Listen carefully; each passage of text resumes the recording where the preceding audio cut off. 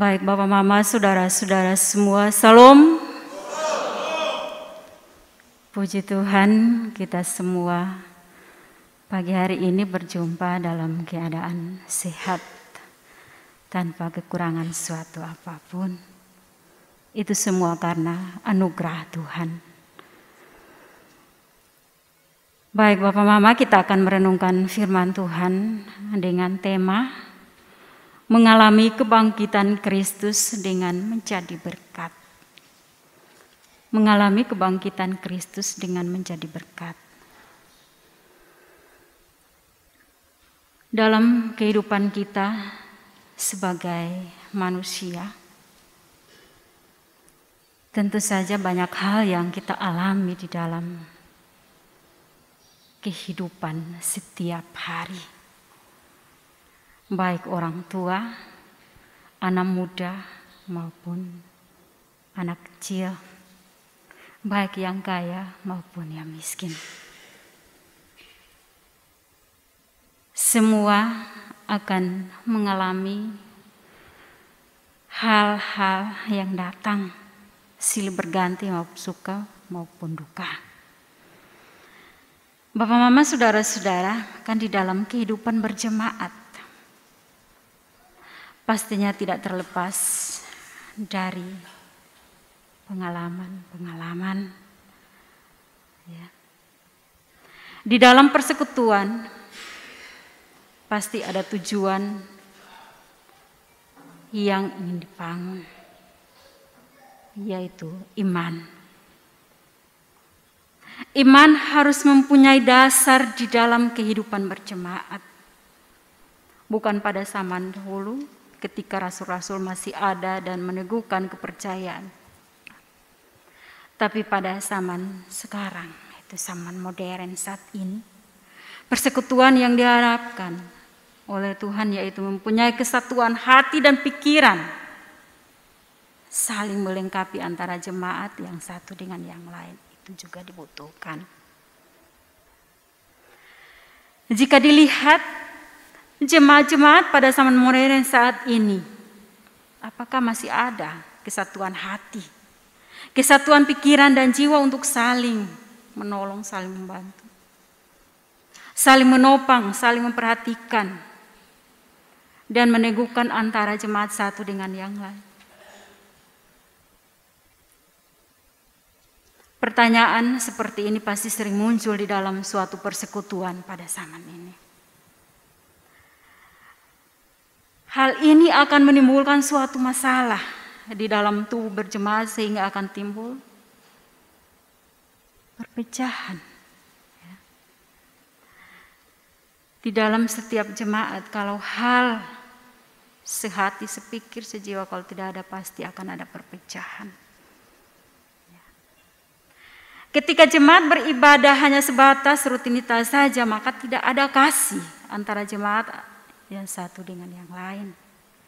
Maka di dalam beribadah itu pasti rasanya sangat hampa. Ya. Sebagai contoh kecil, Bapak Mama, saudara-saudara, ketika kita ada di dalam gereja, kita duduk berdampingan satu dengan yang lain. Tapi ketika kita keluar, pasti ada yang tanya, tadi di gereja duduk dekat siapa? Pasti kita sana tahu. Di sebelah kanan saya siapa, di sebelah kiri saya, sana ada yang tahu. Kalau di jemaat besar. Ya. Ini menunjukkan individualisme. Ya. Tidak peduli satu dengan yang lain. Yang penting beta datang karena beta rutinitas datang beribadah. Sana perlu beta kenal lu di sebelah kiri, sebelah kanan. Ya. Jadi hal ini menjadi satu masalah di dalam kehidupan berjemaat. Karena jemaat yang satu tidak kenal jemaat yang lain. Dan kebanyakan dalam kehidupan berjemaat, umat Tuhan tidak terlalu memikirkan saudara-saudara di sekeliling. Dan jika sikap ini pertahankan, maka bisa saja akan terjadi suatu kekeringan secara rohani.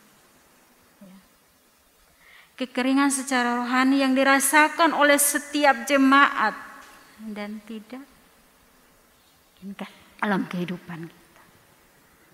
Kehidupan di kota, mama, saudara-saudara, kadang juga dengan rutinitas yang sangat padat, sehingga kadang kita tidak mempedulikan siapa tetangga kita, siapa saudara kita. Kehidupan sehari-hari terusnya di dalam persekutuan di dalam Tuhan tidak pedulikan. Saling memperhatikan saudara-saudara seiman dan memberikan bantuan adalah bukti dari hasil iman kepercayaan kepada Allah pada jemaat zaman itu. Sedangkan pada zaman sekarang, jika dilihat ketika jemaat mula-mula bersekutu dengan jemaat sekarang, sedikit berbeda. Hal ini bisa dilihat dari sudut pandang hubungan, di mana kita tinggal saat ini. Perubahan di dalam dunia kekristenan dan kesibukan yang semakin dihadapi oleh kita membuat kita tidak lagi ada persekutuan dengan sesama. Dan ini adalah masalah yang besar. Sikap ini menunjukkan tidak akan adanya kesatuan antara manusia satu dengan yang lain. Dan di dalam kehidupan berjemaat ini, relasi simpati dan empati antara sesama itu tidak ada. Akibat dari tindakan ini adalah tidak adanya saling membangun secara iman. Misalnya begini, kalau mau gereja ke sonde,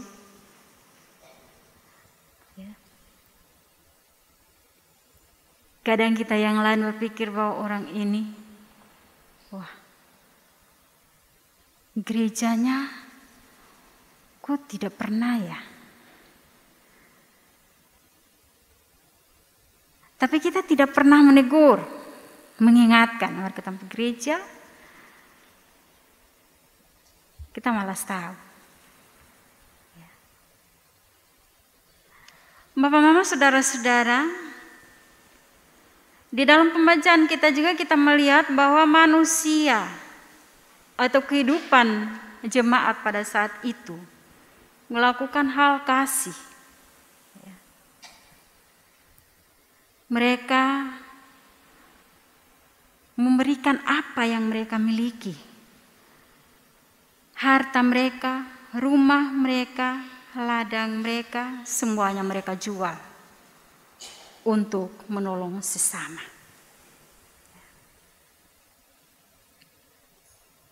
Hal ini juga kadang diabaikan. Kadang kita mau menolong orang itu kalau dia juga nolong kita. Tapi kalau dia tidak pernah nolong kita, ya biar saja di situ. Ya.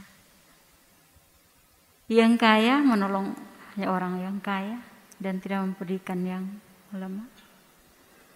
Yang lemah juga merasa minder sehingga akhirnya dia semakin tertindas. Dan hal ini yang diingatkan juga dalam firman Tuhan untuk kita saat ini. Firman Tuhan memperingatkan kita untuk saling memperhatikan, saling menolong satu dengan yang lain. Bapak, mama, saudara-saudara, memang untuk menjual rumah kita, tanah kita, dalam keadaan atau zaman sekarang ini sangat sulit dilakukan. Cukup dengan memperhatikan sesama dan saling menghibur, saling menguatkan satu dengan yang lain, itu sudah cukup bagi kita sebagai orang percaya saat ini. Siapa yang mau jual di Perumau untuk menolong orang lain? Sebentar dia tinggal di mana? Siapa mau jual di kebun untuk menolong orang lain? Sebentar beta usaha makan minum dari mana kalau memang saya di situ.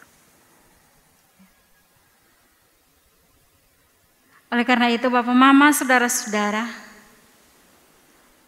saling memperhatikan dan saling menolong, sesama menguatkan, itu sudah cukup bagi kita sebagai orang percaya saat ini.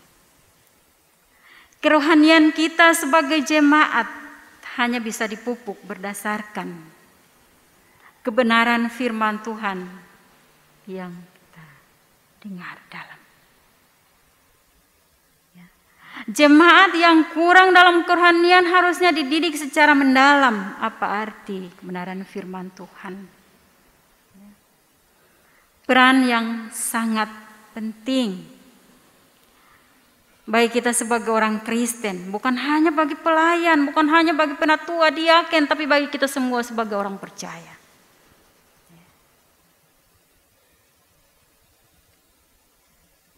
Bapak, Mama, saudara-saudara, di dalam firman Tuhan memang hukum kasih yang terutama ialah mengenai kasihilah Tuhan Allahmu dengan segenap hatimu.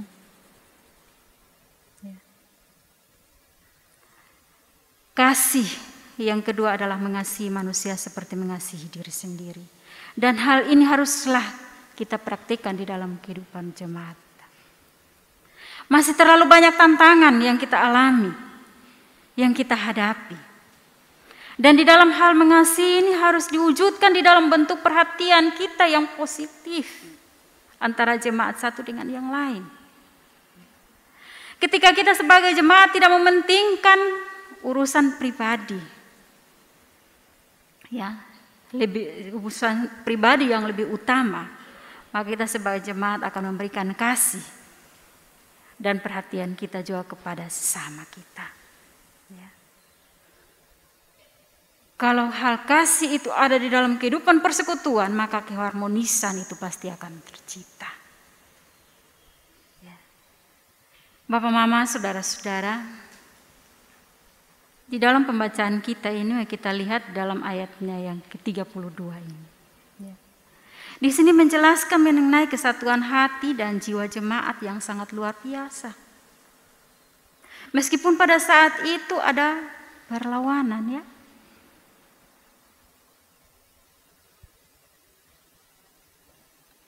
Sebagai jemaat, kepercayaan mereka berdasarkan akan pengetahuan mereka mengenai Yesus Kristus. Dan kesatuan hati untuk terus memperhatikan iman mereka tetap teguh dan tetap kuat. Hal ini ditegaskan dengan kita lihat di dalam bacaan firman Tuhan itu adalah turunnya Roh Kudus. Ya. Turunnya Roh Kudus mendiami setiap hati mereka.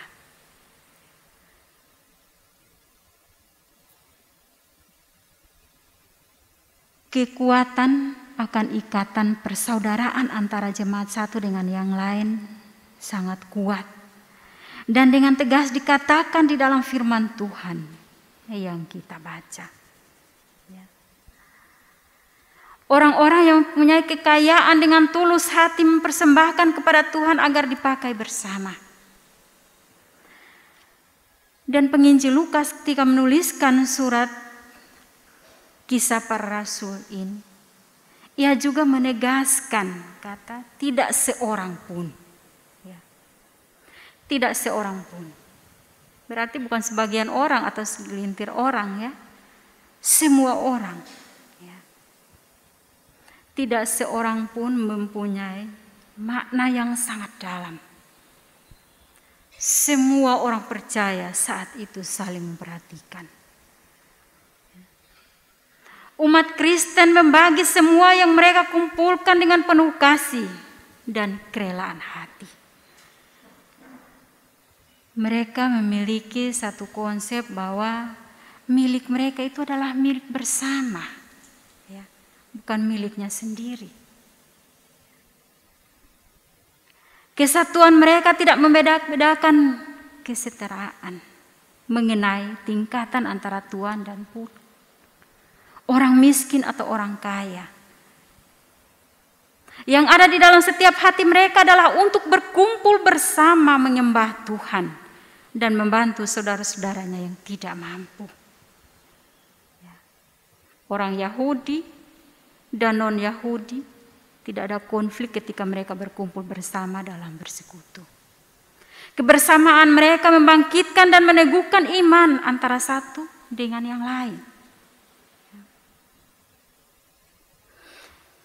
Kita lihat lagi ayatnya yang ke-33. Di sini menjelaskan mengenai kebutuhan akan kerohanian dan kebutuhan akan jasmania mereka telah tercukupi dalam jemaat tersebut.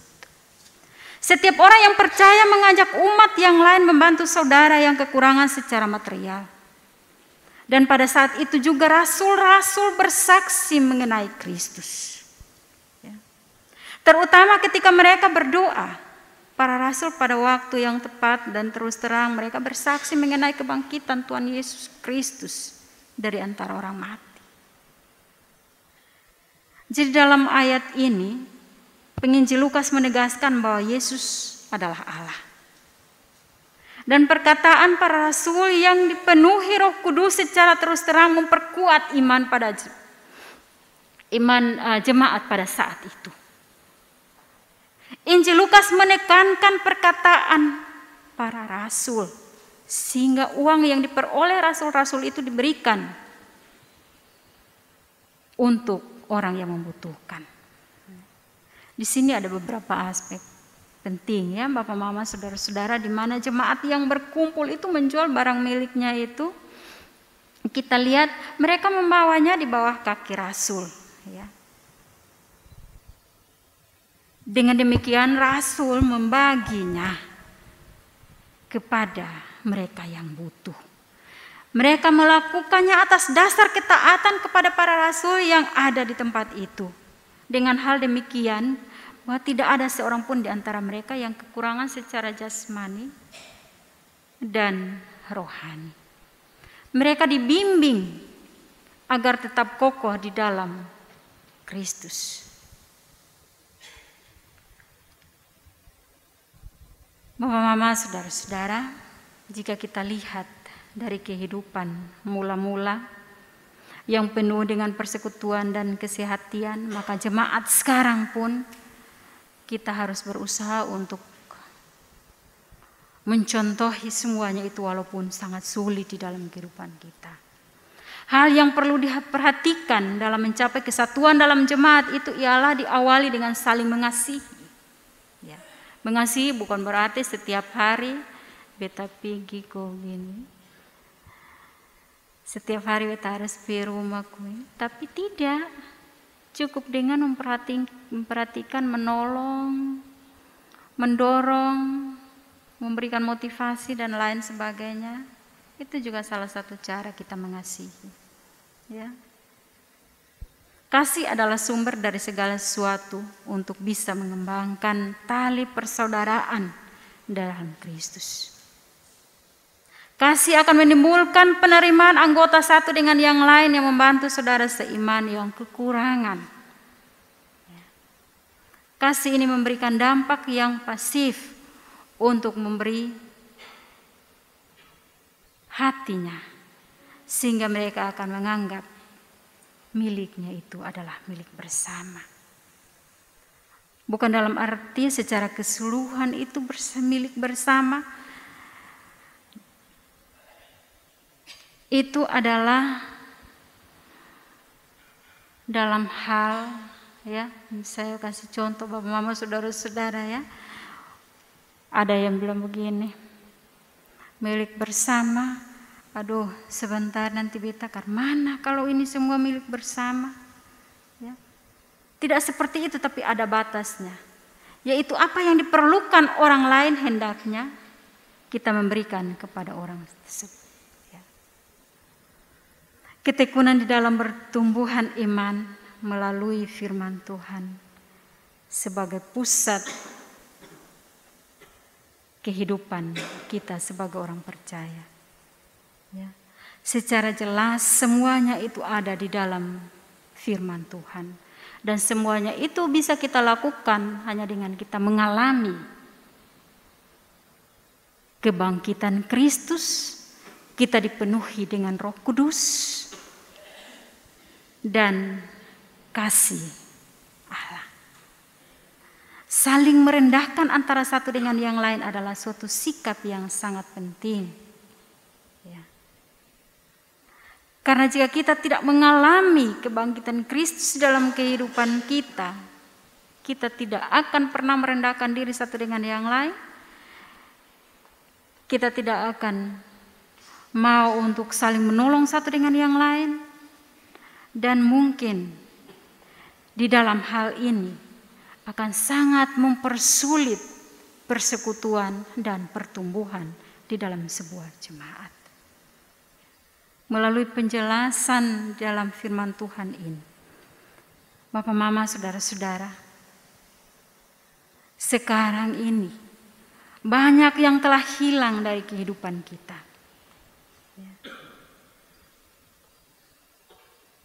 Hal ini disebabkan oleh banyaknya faktor di antara kehidupan kita manusia. Yaitu yang pertama, individualisme. Mementingkan diri sendiri. Yang kedua, karena zaman atau modernisasi. Sebagai contoh tentang zaman modernisasi, Bapak, Mama, saudara-saudara, dengan adanya teknologi saat ini kita semua punya HP. Ketika saudara kita berduka, untuk apa beta melayat? Cukup kirim pesan 3 huruf, RIP.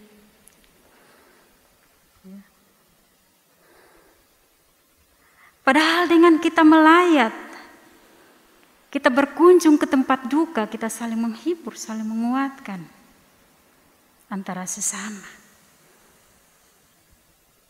Kalau dengan 3 huruf RIP, besok atau lusa, 3 huruf ini sudah sirna. Dan persekutuan juga tidak ada sama sekali di dalam kehidupan ini. Hal yang berikut adalah pekerjaan, seperti yang saya katakan tadi. Dengan sibuknya kita di dalam pekerjaan kita, waktu kita untuk bersama-sama dengan sama tidak bisa.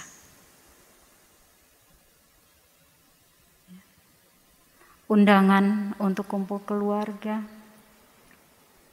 beta sibuk, jadi beta senepi, ya. Nanti beta transfer sah, kasih nomor rekening ya.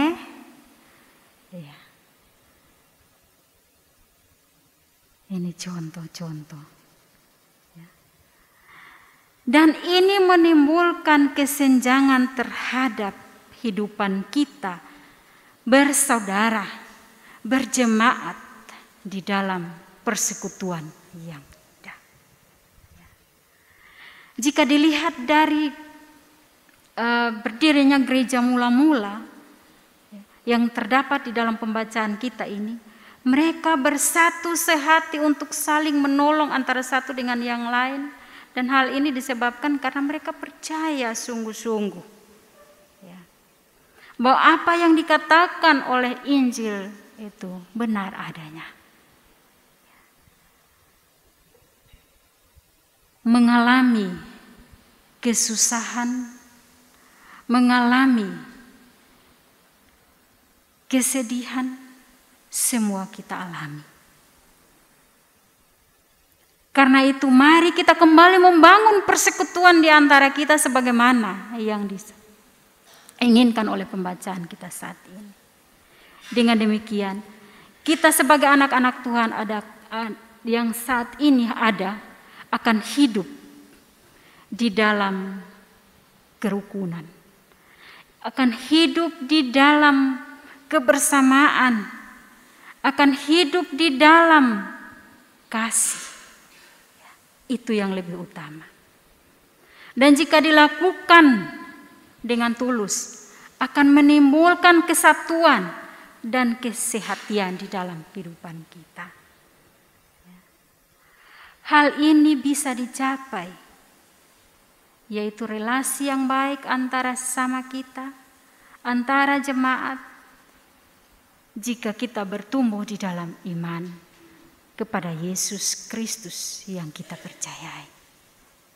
Hal ini dapat bertumbuh di dalam kehidupan kita, di dalam kebersamaan kita, jika kita semua mengalami kebangkitan Yesus Kristus dan dikuasai oleh Roh Kudus.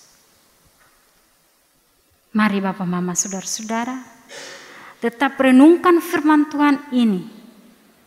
Lakukanlah walaupun sangat sulit, tapi dengan tuntunan Roh Kudus, kita pasti akan bisa.